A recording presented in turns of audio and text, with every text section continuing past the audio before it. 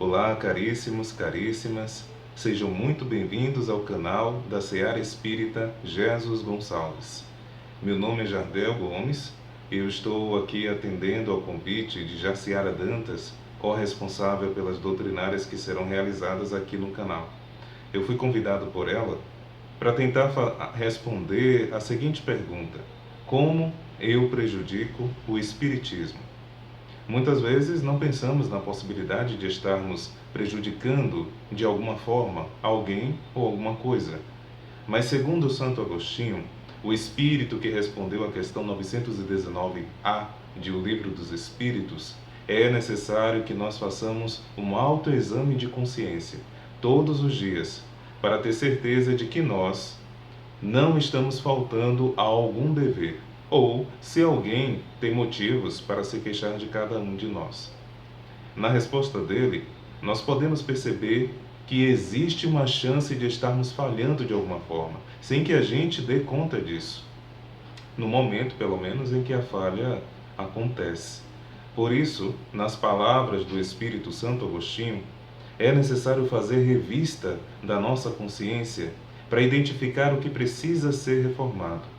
Esse exame de consciência, na verdade, é uma dica de como fazer o autoconhecimento. Então, resumindo, se precisamos fazer o autoconhecimento, é porque existem coisas em nós que ainda desconhecemos, que é necessário conhecer. Por quê? Porque se não nos conhecermos, não saberemos do que somos realmente capazes de fazer. E não vamos ter discernimento suficiente para saber se estamos ajudando ou prejudicando os outros. Se eu me conhecer, eu vou perceber quais são as minhas limitações, quais são os meus vícios, quais são as minhas manias e qual é o tamanho do meu saber. E talvez esse seja o mais importante de todos, o saber. Porque para ajudar de verdade, eu preciso saber se sou capaz de ajudar realmente. Se eu não sei ajudar, e se eu não sei se estou realmente ajudando, eu preciso aprender. E aprendendo, eu estarei realizando reformas. Então o aprendizado é o instrumento que vai me ajudar a seguir nesse caminho do autoconhecimento. Para aprender, eu preciso estudar, porque estudando, eu aprendo o que é certo e o que é errado, dentro e fora da doutrina espírita. Estudando, eu consigo perceber o que em mim precisa de capacitação, precisa de reforma, para poder realmente ajudar, para poder realmente saber como agir. É como se eu estivesse primeiro me ajudando, para depois poder ajudar os outros. Não posso partir do princípio de que já sei de tudo um pouco, a ponto de querer ajudar a todo mundo. Isso lembra aquele ditado: de boas intenções o inferno está cheio. Se eu não estiver realmente preparado, eu não vou ajudar, eu vou prejudicar. E essa preparação pode levar mais ou menos tempo dependendo das minhas limitações, das minhas condições de aprender e das minhas condições de realizar certas tarefas. Porque a cada um foi dado uma certa quantidade de talentos. A uns foi dado 5, a outros foi dado 3 e a alguns foi dado apenas um talento. Como nos disse Jesus na parábola dos talentos, que está tanto no Evangelho de Mateus, capítulo 25, e no de Lucas, capítulo 19. Existe um aspecto nessa parábola que é pouco explorado nos estudos do Evangelho. Jesus não citou esse aspecto diretamente, mas fica ali subentendido quando paramos para observar um pouco as nossas atitudes no dia a dia. Eu estou falando dessa tristeza ou desse incômodo que nós sentimos quando vemos que o outro tem mais talentos que eu, ou que ele tem certos tipos de talento que eu gostaria de ter. Eu fico chateado quando o outro consegue ter mais retorno sobre os seus talentos do que eu. O outro se sai melhor com seus talentos do que eu. Então eu resolvo não ficar atrás. Eu quero receber o mesmo reconhecimento que o outro está recebendo. Eu quero crescer aos olhos dos irmãos de doutrina, da mesma forma que o outro consegue se crescer dessa forma. Tão quanto ele, eu quero ter mais seguidores, eu quero receber mais curtidas, eu quero aparecer tão quanto ele. Mas eu não quero esperar, eu não quero seguir com calma, eu quero chegar logo lá, eu quero no meu tempo e eu quero que seja do meu jeito. Então eu começo a atropelar as coisas da minha vida, às vezes esqueço os trabalhos que eu realmente preciso fazer, porque eu preciso me sentir realizado. Essa conversa parece estranha, mas quando falamos de espiritismo, não chega a tanto. Não é tão estranho assim. Isso é tão comum no movimento espírita quanto fora dele. Por isso é importante estudar e fazer o autoexame de consciência, porque essas ações vão me fazer perceber quando eu estarei realmente agindo em nome do bem, a ponto de proporcionar ao cristianismo espírita o avanço ou a sustentação de que ele realmente precisa. Estudando e fazendo o autoexame, eu vou perceber se estou agindo com egoísmo, se estou pensando apenas em me beneficiar em vez de beneficiar os outros. O egoísmo é a base de todos os males, como está lá na questão 913. Significa que aquela vontade de ter mais seguidores nas redes sociais, aquela vontade, aquele desejo de querer ter mais amigos no meu Facebook, de ter mais curtidas naquele vídeo, ou ter mais compartilhamentos naquela foto, pode ter uma origem egoísta. O espírito Amélia Rodrigues escreveu um texto chamado Testemunhos da Fé e foi publicado no livro Evangelho Redivivo, parte 1. Nesse texto, ela faz uma análise sobre o comportamento dos fariseus, o comportamento de Simão Pedro e o comportamento que se espera de um verdadeiro discípulo de Jesus. E à medida que ela vai apresentando as características da casta dos fariseus, por exemplo, em contraste com as ações de Jesus e o que Jesus espera de seus discípulos, você vai começando a sentir um certo incômodo. Aliás, se você estiver bem atento, ela passa essas 3 formas de agir e pensar como se fossem 3 tipos de pessoas. As características de um fariseu, as características de alguém que pensa como Simão Pedro e as características de um verdadeiro cristão, apresentadas na fala de Jesus dentro desse texto.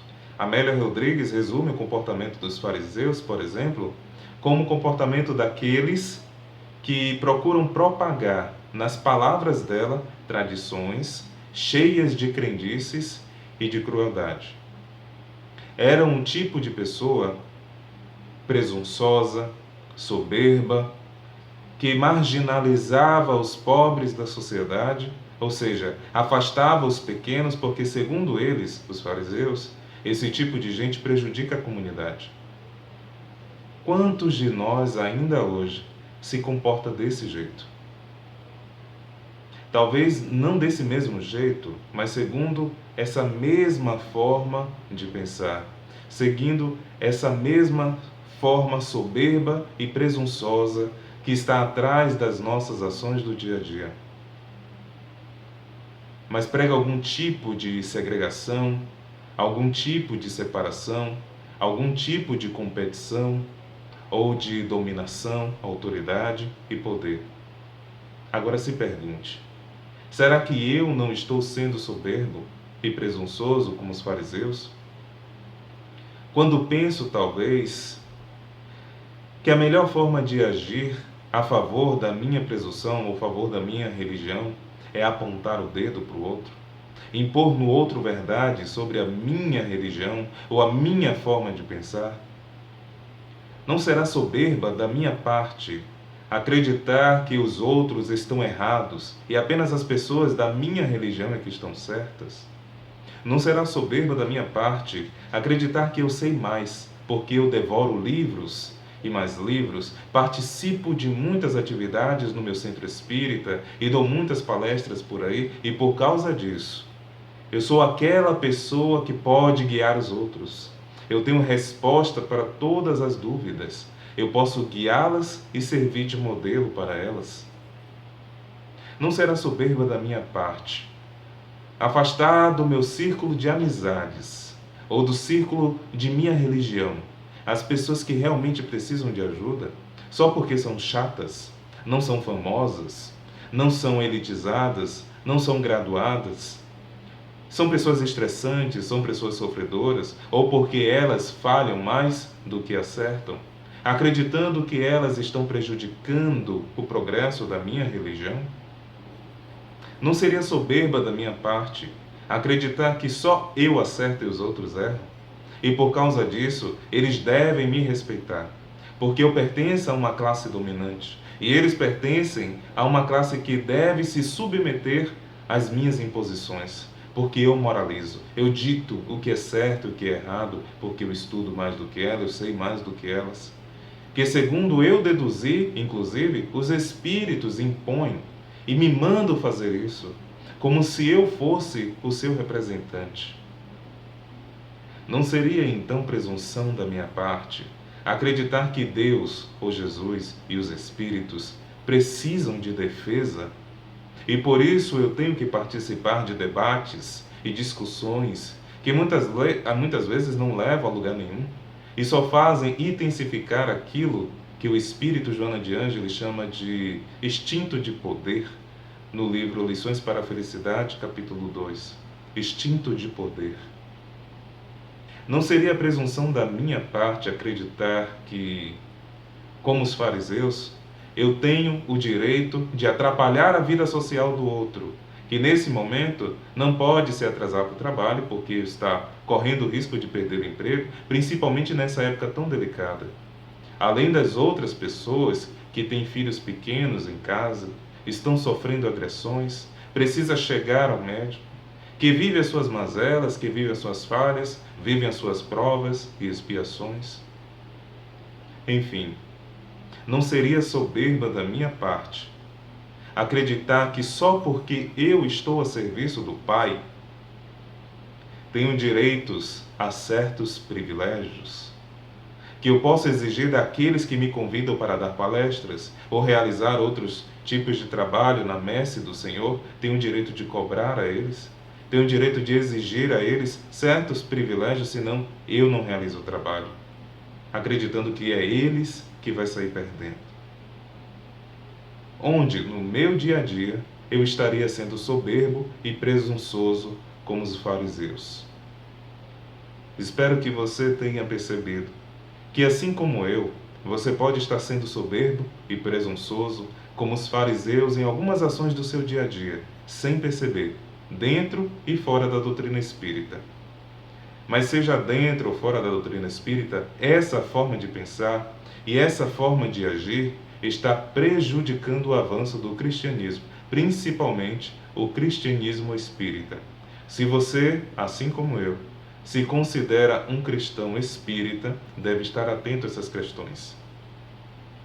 Se você estiver pensando que a forma de agir dos fariseus é coisa apenas daquela época, cuidado, você pode estar desdenhando da atualidade dos ensinamentos de Jesus. E também pode estar menosprezando a mensagem por trás das palavras do Espírito Amélia Rodrigues nesse texto.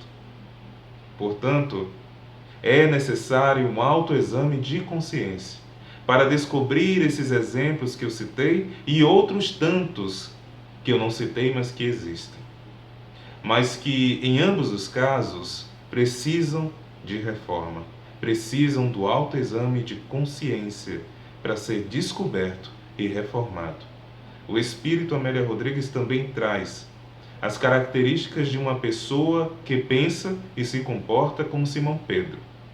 Ela coloca no texto uma conversa que ele teve com Jesus. Depois de uma discussão que ele teve com os fariseus, ele procura Jesus desorientado, nas palavras dela. Essa discussão foi tão pesada que quase acabou em agressão física. Ela, Amélia Rodrigues, diz que Pedro tinha motivos para ficar chateado, magoado, desorientado, porque os fariseus estavam se tornando inimigos de Jesus. E como eles não conseguiam atacar Jesus diretamente, porque Jesus era sábio e tinha autoridade moral, eles atacavam os discípulos na rua, no trabalho, espalhavam boatos e estimulavam a população local a não trabalhar com eles. Pedro não conseguia vender os peixes que ele pescava. Então ele questionou Jesus: Mestre, o que eu faço? Eles não me deixam trabalhar. Espalham boatos a nosso respeito e estão prejudicando o meu ganha-pão. Jesus responde dizendo que é para ele ser compassivo, agir com compaixão todas as vezes que ele for perseguido e maltratado. Ser compassivo o tempo todo, toda vez. Aí Pedro insiste 3 vezes. Jesus explica 3 vezes. Pedro primeiro pergunta, pede uma orientação. Jesus dá. Ele não fica contente, fica magoado com a resposta dele e resolve insistir mais um pouco. Mas eles são perversos e odientos, na palavra dele, né? Odientos no sentido de serem merecedores do meu ódio. E Jesus diz que por isso mesmo eles merecem compaixão. Não devemos abandoná-los. Da mesma forma que nós não abandonamos aqueles que eles já abandonaram. Pedro insiste mais uma vez: Mas, Senhor, não seria melhor, talvez, a gente tentar outro caminho? Mudar um pouquinho essa estratégia para garantir a justiça que nós merecemos e a honra dos nossos antepassados, dos nossos valores? Aí Jesus responde: quem segue por esse caminho é infiel. Porque em vez de correr atrás das glórias celestiais, está correndo atrás das glórias sociais. Em vez de correr atrás da própria dignidade, está procurando honrar os antepassados. E em vez de se tornar meu discípulo, está preocupado em ganhar um título terreno. Agora se pergunte: quantas vezes eu corro para o Evangelho, para receber esses conselhos, receber essas orientações, como Pedro naquela época correu atrás de Jesus? Quantas vezes eu agi como Simão Pedro, que lendo o Evangelho vivo, que ele teve a chance de conviver com Jesus em carne e osso, insistiu num caminho que não faz uma pessoa melhor, mas que me rebaixa na mesma condição do outro, que me persegue, que me maltrata, que me calunia, mas que no fundo, eu só não quero aceitar o outro do jeito que ele é. Mas eu não acho diferente. Eu me rebaixo no mesmo nível do outro, porque eu não estou disposto a fazer diferente, segundo os conselhos que eu recebi do Evangelho. Pedro insistiu apenas 2 vezes, antes de ceder. Mas e eu? Será que eu ainda estou recusando o Evangelho na minha vida? E quantas vezes ainda vou ter que insistir nessa fuga, até perceber que eu não tenho outra saída, senão agir de acordo com o Evangelho? Será que eu tenho que me isolar do ódio alheio, da incompreensão alheia, porque eu me acho superior? Ou porque não sou merecedor dessa perseguição ou desse ódio por parte do outro? Ou então vou brigar, vou discutir porque eu tenho que provar que sou justo, que sou tão digno quanto o outro. Onde tem isso no Evangelho? Será que eu não estou insistindo em fugir do Evangelho como Pedro tentou 2 vezes, porque na verdade eu não estou disposto a ceder em nome do amor e da obra do amor de Deus, onde nós somos, nas palavras de Amélia Rodrigues, construtores de um mundo de fé e esperança? Somos construtores da obra do amor de Deus, cujo resultado é um mundo de paz e de esperança. Será que eu não estou procurando colocar vírgulas onde não tem, nas palavras de Jesus? Porque eu insisto em ler B, quando na verdade tem A. E eu faço isso por quê? Porque eu tenho medo? Porque eu tenho raiva? Por causa da minha vaidade? Espero que vocês tenham percebido que não temos outra opção senão ir para dentro. Eu tenho que ir para dentro para descobrir tudo isso. Porque o problema não está nas palavras de Jesus. O problema não está no outro. Eu já sei que o problema não está fora, o problema está aqui dentro. Então eu preciso fazer o autoexame de consciência, recomendado pelo Espírito Santo Agostinho, para conhecer. Porque esses sentimentos podem estar me governando, orientando a minha vida e eu não estou percebendo.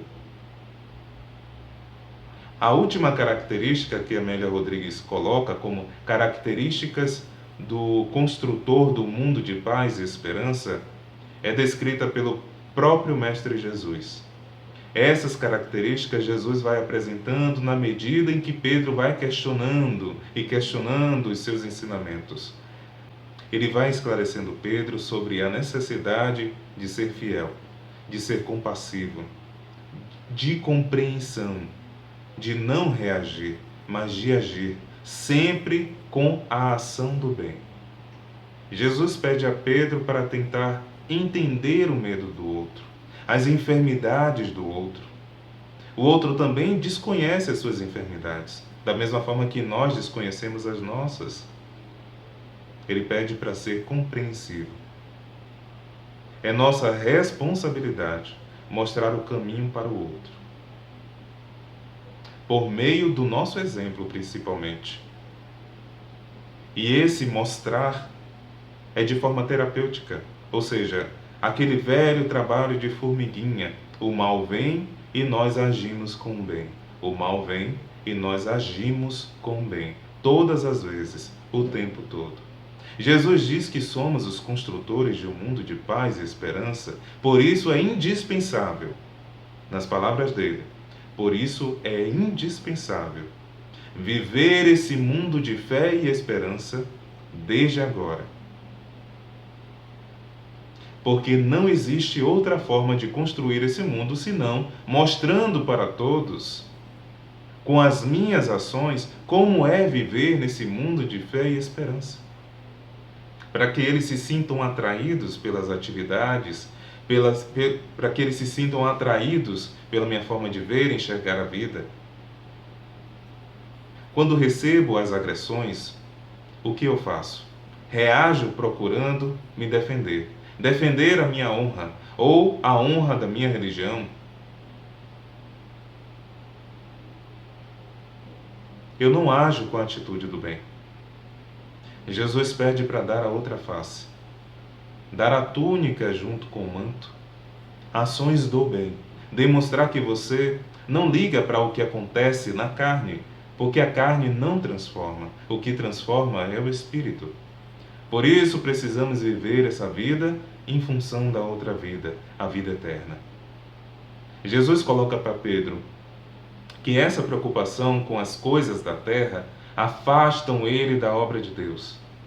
O sofrimento é passageiro, as perseguições são passageiras, as agressões são passageiras, tudo é passageiro. Nada dura para sempre, até o nosso corpo é passageiro. Nós não duraremos para sempre na carne. Então se pergunte: por que eu quero viver em função da carne, se Jesus me pediu para fazer o contrário, viver em função do Espírito? Eu sou um construtor do mundo de fé, ou de paz e esperança? Eu vivo a minha vida em função da obra do amor de Deus? Eu estou agindo ou estou apenas reagindo? Espero que vocês tenham percebido que o buraco é mais embaixo. Jesus exige mais do que nós estamos dispostos a dar.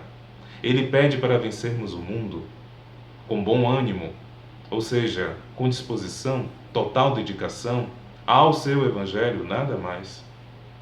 Mas, Jardel, o Espiritismo precisa ser defendido? Como vamos sustentar a doutrina espírita se não firmarmos nossa posição no mundo? Cuidado! Jesus acaba de dizer que não é bem assim. Que devemos correr atrás da nossa própria dignidade, aos olhos de Deus, não aos olhos dos homens. E outra coisa, tem coisas que caem por si só. Não precisam de ajuda para isso. Uma religião, por exemplo, cai por si só. Kardec fala sobre isso no livro O que é o Espiritismo, num capítulo, num item, que ele fala sobre a interdição da doutrina espírita. Ele diz assim: se o Espiritismo é uma quimera, ou seja, um monstro, ele cairá por si só, ele cairá por si mesmo, sem que para isso se esforcem tanto.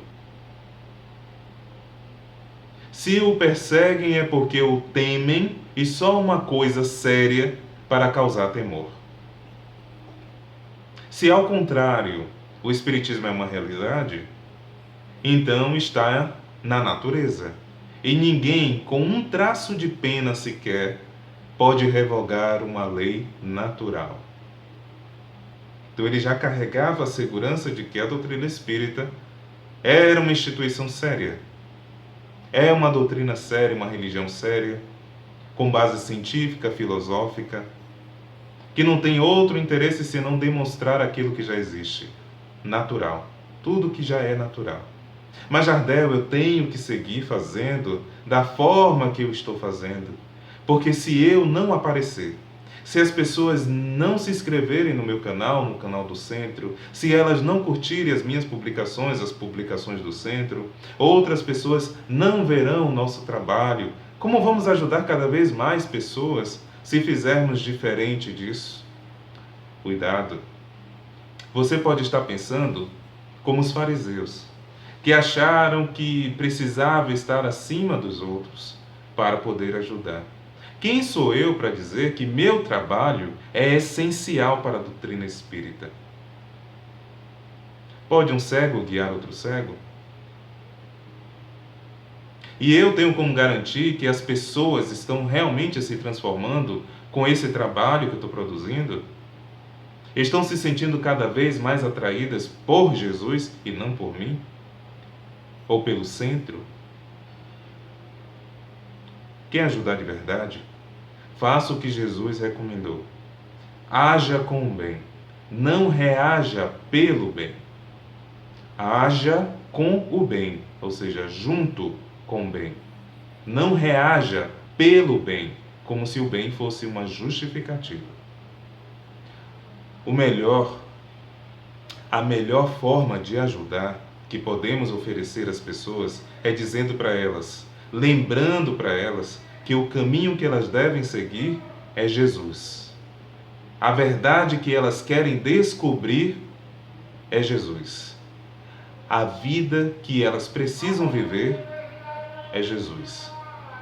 Aí sim, estarei ajudando o cristianismo e a doutrina espírita. Eu estou colocando cristianismo e doutrina espírita porque eu quero reforçar a necessidade de Jesus em nossas vidas e que o espiritismo não existe sem o cristianismo. Na questão 625 de O Livro dos Espíritos, Kardec pergunta: quem poderia ser o modelo e guia da humanidade? E os espíritos respondem: Jesus. Essa questão é muito conhecida e muito difundida no meio espírita, mas na hora da ação, nós ainda temos muita dificuldade em provar que aceitamos e que estamos dispostos a seguir os ensinamentos do Cristo. Se Jesus tem que ser o meu modelo e guia, o muito que eu estou estudando em seu Evangelho ainda é pouco para a minha vida. Porque Jesus é um modelo e guia para a vida.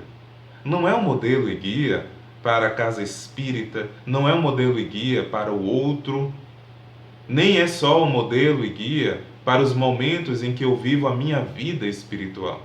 Quando estou engajado em alguma atividade espiritual, quando estou apenas estudando, quando estou apenas na igreja, no centro espírita. Jesus é um modelo e guia integral. Significa que cada passo da minha existência tem que ser orientado pelo Mestre Jesus. Tenho que permanecer em suas palavras para ser digno das suas promessas. Tenho que permanecer em suas palavras para ser considerado um verdadeiro discípulo, conhecer a verdade e essa verdade me libertar. João capítulo 8. Para nós nos conhecermos e percebermos o que existe em nós, que necessita de reforma, precisamos fazer esse autoexame de consciência que Santo Agostinho recomendou.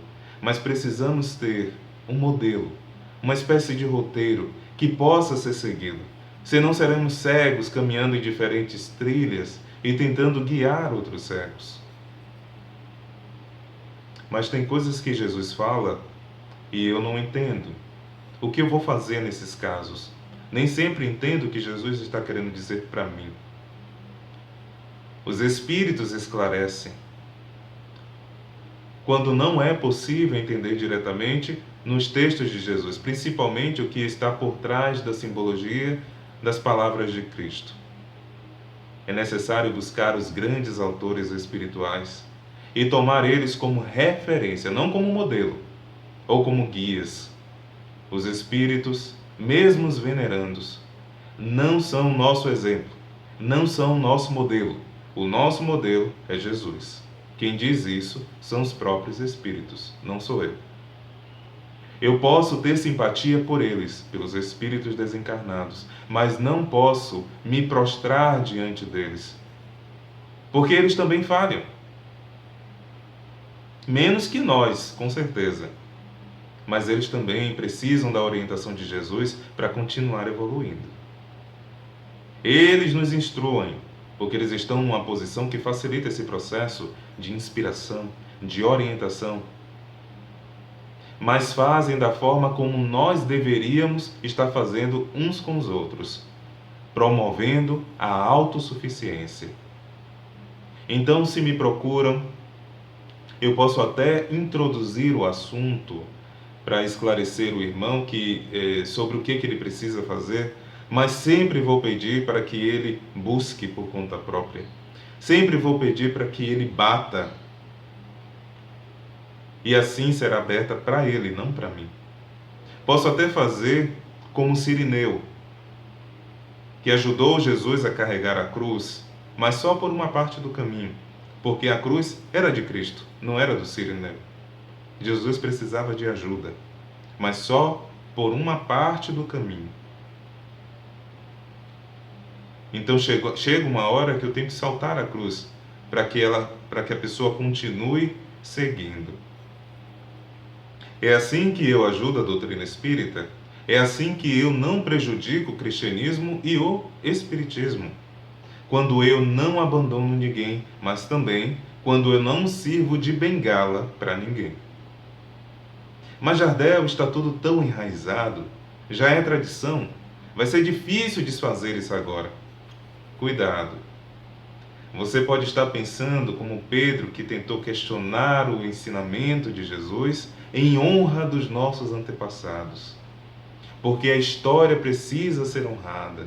Porque os princípios, as tradições precisam ser honradas. Jesus pediu para correr atrás da nossa dignidade. Aquela dignidade que será colocada diante de Deus, não diante dos homens. Até porque será dado a cada um segundo as suas obras. Aí a citação de Mahatma Gandhi faz todo sentido, porque ele tem uma citação bastante conhecida que diz assim: seja você a mudança que você quer ver no mundo. Então a mudança do mundo, a mudança do espiritismo, a mudança do centro espírita ou até do cristianismo só depende de nós, só depende de cada um de nós fazer a nossa parte, porque ela ocorre de dentro para fora, com a nossa transformação moral e com o domínio das más inclinações. Tem que começar aqui dentro. É de origem humana todos os vícios que fizeram raízes no cristianismo. O Espírito de Verdade que disse isso. É de origem humana todos os vícios que fizeram raízes no cristianismo. Está lá no Evangelho segundo o Espiritismo, capítulo 17, se não me engano. Mas Jardel, Eu já estou velho. Vou deixar para essa juventude continuar. Cuidado. Você pode estar pensando pequeno diante do Evangelho. Você pode ter muito mais a contribuir, muito mais a oferecer do que você mesmo pode imaginar. Nesse mundo tecnológico, onde quase tudo se tornou possível, nunca é tarde para começar. Se já começou e não deu certo, então recomece. Somos eternos. Como diz Emmanuel no livro Há 2000 anos, o que são 2000 anos, Senhor, na eternidade? Senão uma série de recomeços. Então recomece, sempre que precisar. Recomece sempre, como escreve Juliana Carvalho em seu texto. Recomece de novo, de novo. Recomece por você. Recomece pelo amor que você tem a você mesmo. Recomece pela vida. Recomece pela fé. Recomece pela resiliência. Recomece da dor. Recomece do luto. Recomece do medo. Recomece pelo que ficou. Recomece de dentro para fora. Recomece do nada. Recomece depois de tudo. Recomece melhor. Recomece em um lugar novo, mesmo que não saia do lugar. Recomece em um dia de sol. Recomece em um dia chuvoso. Recomece na quinta. Por que esperar até segunda-feira? Recomece hoje. Recomece agora. Recomece pela segunda vez. Recomece pela quinta vez. Recomece pela 10ª vez. Recomece quantas vezes for necessário. Recomece pelo fim. Afinal, todo fim é um recomeço. Apenas recomece. Muito obrigado, gente. Muito obrigado à Seara Espírita Jesus Gonçalves por essa oportunidade. Obrigado a você que assistiu a esse vídeo. Espero que tenha sido bastante claro, direto e objetivo. Um forte abraço e muita paz.